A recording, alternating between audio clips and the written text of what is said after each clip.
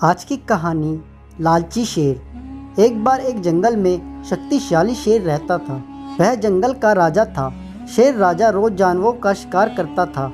सभी जानवर शेर से बचने के लिए जंगल में छुपे रहते थे। इसके कारण शेर को शिकार करना बहुत मुश्किल हो गया। इसलिए शेर ने एक लोमड़ी को काम पर रखा।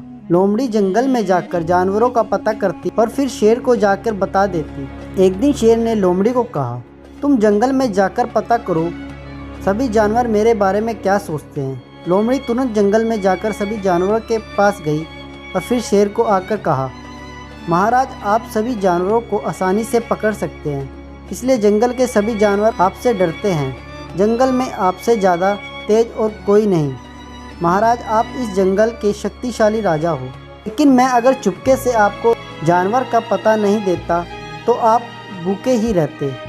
अगर मैं एक दिन की छुट्टी ले लूं तो आप उस दिन भूखे ही रह जाओगे। अगले दिन लोमड़ी ने छुट्टी ली। शेर सारा दिन लोमड़ी के इंतज़ार करते करते परेशान हो गया।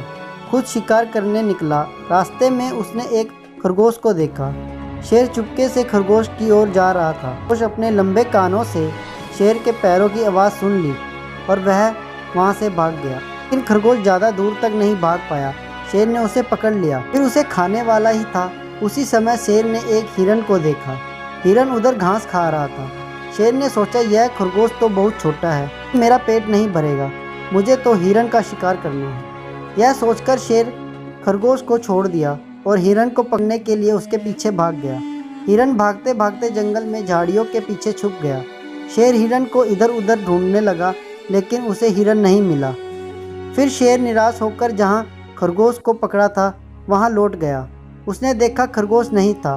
खरगोश भी भाग गया था। भूखे शेर ने सोचा, अगर मैंने हिरन का लालच नहीं किया होता तो कम से कम खरगोश मिल जाता।